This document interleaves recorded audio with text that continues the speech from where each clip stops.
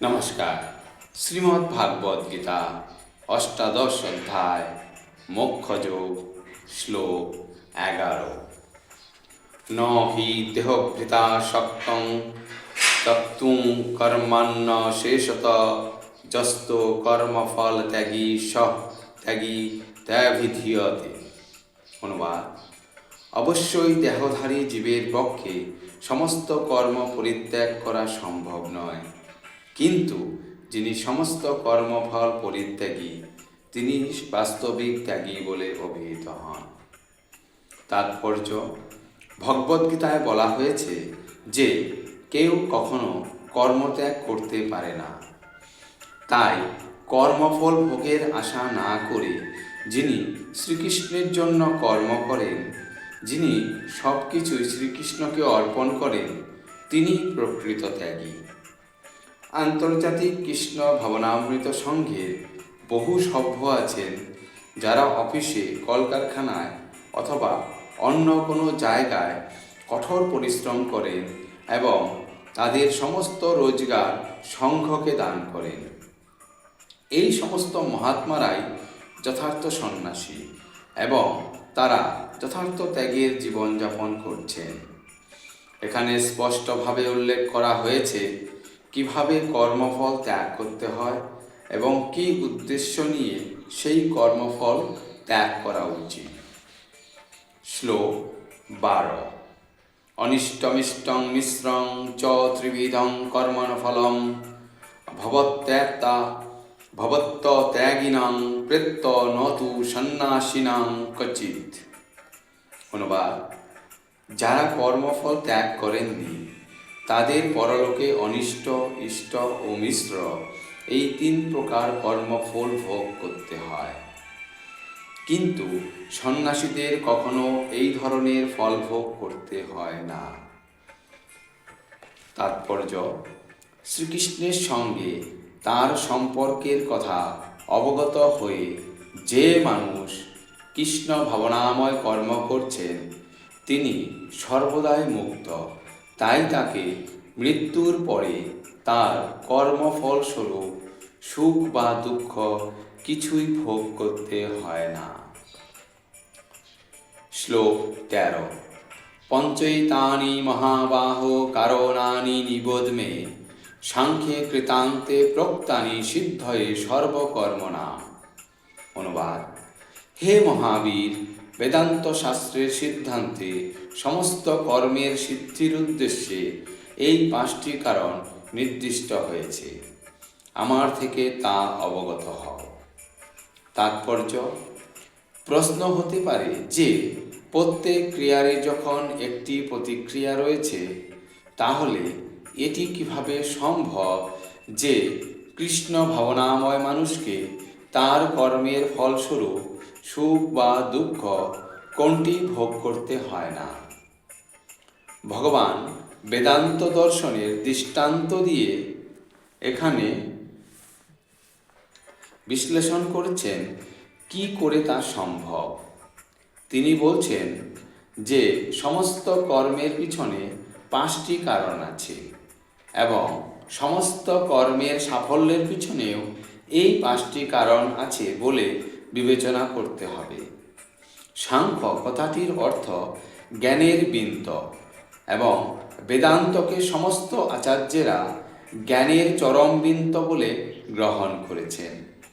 এমনকি শঙ্করাচার্য পর্যন্ত বেদান্ত সূত্রকে এভাবেই স্বীকার করেছেন। তাই এই সমস্ত শাস্ত্রের গুরুত্ব ও প্রামাণিকতা যথাযথভাবে আলোচনা করা উচিত। সব কিছুই চূড়ান্ত নিষ্পত্তি হয় পরমাত্মার ইচ্ছা অনুসারে।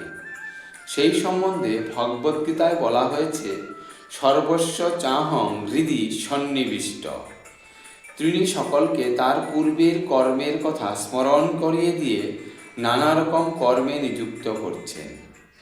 অন্তর্যামী রূপে তিনি যে নির্দেশ দেন সেই অনুসারে কৃষ্ণ ভাবনাময় কর্ম সম্পাদন করলে তা এই জন্মে বা পরজন্মে কোনো কর্মফল উৎপাদন করে না। শ্লোক 14। অধিষ্ঠানং তথা কর্তা করণং চ পৃথগবিধম বিবিধাচ্চ পৃথক শ্রেষ্ঠা দৈবং চৈবাত্র পঞ্চমম। অনুবাদ: অধিষ্ঠান অর্থাৎ দেহ, কর্তা, নানা প্রকার কারণ অর্থাৎ ইন্দ্রিয় সমূহ, বিবিধ প্রয়াস এবং দৈব অর্থাৎ পরমাত্মা, এই পাঁচটি হচ্ছে কারণ। তাৎপর্য: অধিষ্ঠানম শব্দটির দ্বারা দেহকে বোঝানো হয়েছে। দেহের অভ্যন্তরস্থ আত্মা কর্মের ফলাদি সৃষ্টি করছেন এবং সেই কারণে তাকে বলা হয় কর্তা। আত্মাই যে জ্ঞাতা ও কর্তা, সেই কথা শ্রুতিশাস্ত্রে উক্ত হয়েছে। ঈশ হি দ্রষ্টা স্রষ্টা, বেদান্ত সূত্রে গোহত এব এবং কর্তা শাস্ত্রার্থ বত্তা শ্লোকেও তা প্রতিপন্ন করা হয়েছে। ইন্দ্রিয়গুলি কর্ম করার যন্ত্র এবং ইন্দ্রিয়গুলির সহায়তায় আত্মা বিভিন্ন কর্ম করে। প্রতিটি কর্মের জন্য ভিন্ন ভিন্ন প্রয়াস করতে হয়, কিন্তু সকলের সমস্ত কার্যকলাপ নির্ভর করে সকলের হৃদয়ে বন্ধুরূপে বিরাজমান পরমাত্মার ইচ্ছার উপরে। পরমেশ্বর ভগবান হচ্ছেন পরম কারণ। এই অবস্থায় যিনি অন্তর্যামী পরমাত্মার নির্দেশ অনুসারে কৃষ্ণ ভাবনাময় ভগবৎ সেবা করে চলেছেন, তিনি স্বাভাবিকভাবে কোনো কর্মের বন্ধনের দ্বারা আবদ্ধ হন না। যারা সম্পূর্ণভাবে কৃষ্ণ ভাবনাময়, তাদের কোনো কর্মের জন্যই তারা নিজেরা অন্তিমে দায়ী হন না। সব কিছুই নির্ভর করে পরমাত্মা বা পরমেশ্বর ভগবানের ইচ্ছার উপর।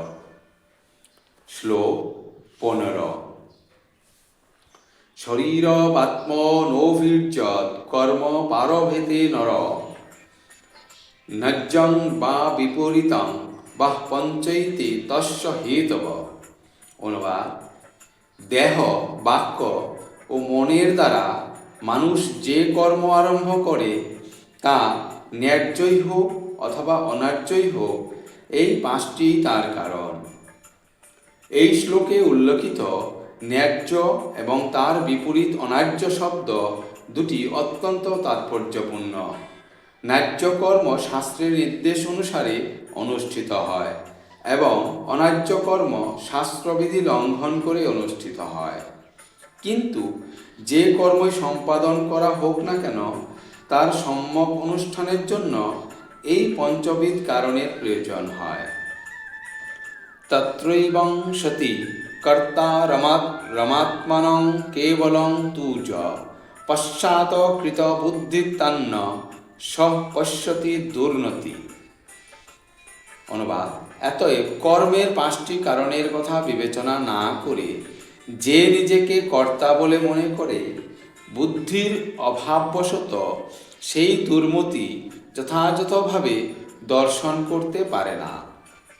তাৎপর্য: কোনো মূর্খ লোক বুঝতে পারে না যে পরম বন্ধুরূপে পরমাত্মা তার হৃদয়ে স্থিত আছেন এবং তিনি তার সমস্ত কার্যকলাপ পরিচালনা করছেন।